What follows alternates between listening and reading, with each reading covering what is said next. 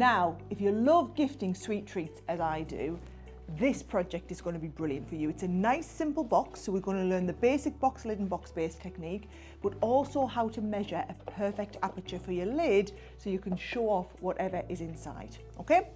So if we're wanting to do an oblong box like this, you need to start with 2 sheets of the same size cardstock, but they need to be some sort of oblong. So I've got 2 sheets of 12 by 12 here. I'm going to keep the 12 inches widthwise, but I think we'll cut them a little bit shorter, probably 2. Let's go in a 4:3 ratio. So if we go 9 inches wide like this. But the key is you want both pieces exactly the same size, okay? Now, inside your Ultimate Pro, you've got a box lid and a box base. So this is it here, box lid, box base. And these lines measure every ½ an inch. So if I'm going to take my base, first of all, which should be the dark blue, and I'm going to come at box base. What we're going to do is butt up against the edge, and then every ½ an inch. So if we want to do a box that's say 2.5 inches, we would come up to line ½ an inch, 1, 1.5, 2, 2.5 inches. So you'd come up here to the 1, 2, 3, 4, 5th line in, okay? So we're going to come all 4 sides on line 5.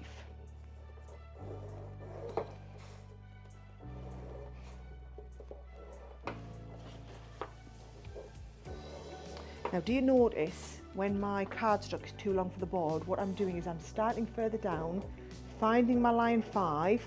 Once I've scored part of the way, pushing it up, so then you can score the rest of the way. That's a brilliant technique. So there's my base. I'm going to do the same with the lid. So I'm going to start here. Because we use line 5 on the base, we're also going to use line 5 on the lid. And again, bring all 4 sides, scoring on line 5.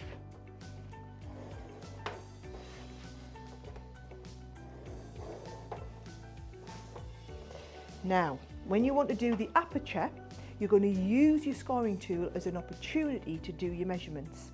So if I wanted to put the next score line in ½ an inch in, I would use the next score line. So I'm going to score ever so gently just to find my line. Once I get into the center, I'm going to put that score line in a little bit harder. Can you see? So I'm turning this round. I'm going to feel till I get a score line. There it is. Turn around. I know the score line is going to be roughly here. I can feel till I get it. 3 sides, and then my 4th side. There it is. All 4 sides. So you're just going to get that score line in there ready, and that's going to form the basis for us to do our trim. Now, when you're trimming, you can either use your paper trimmer, and we can line this up and trim into the gap, or some people prefer to use just their cutting mat and knife. So I'm just going to cut into the score line there, leaving the score line on and just cutting slightly inside of it.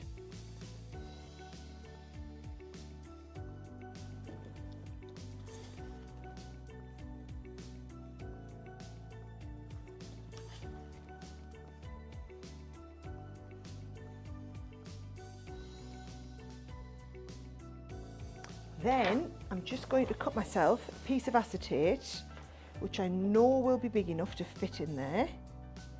So you just want it slightly smaller than the piece that we have here.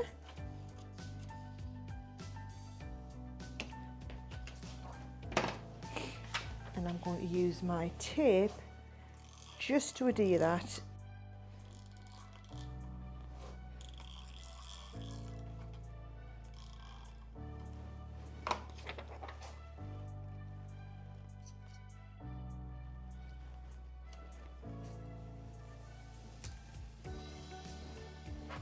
Then I'm just going to continue on like we would making a regular box. So you're going to fold these in, burnish those crease lines.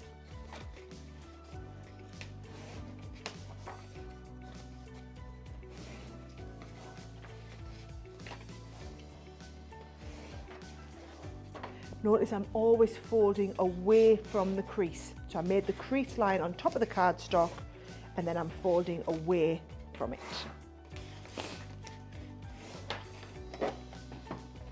and we cut up the centre and then a slight wedge from the corner that is coming away.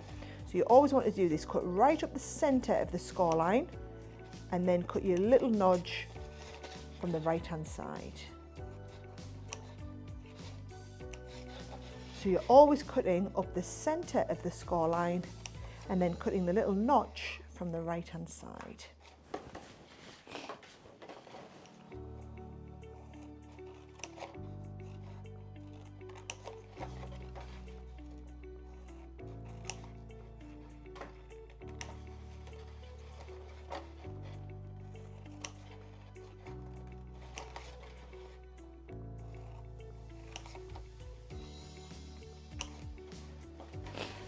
Now, when it comes to gluing the corners, I would either recommend using a tacky glue, but then you need to hold it in place while it dries, or if you've got a really strong tape pen, let me show you the positioning of where you want your tape.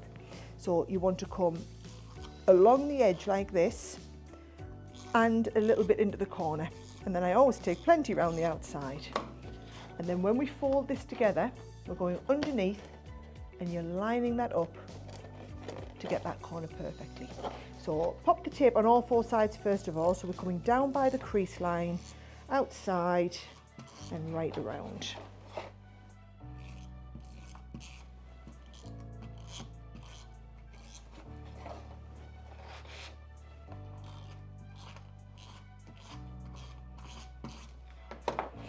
And then with those corners we're tucking under and we're just lining those up, rubbing those into place.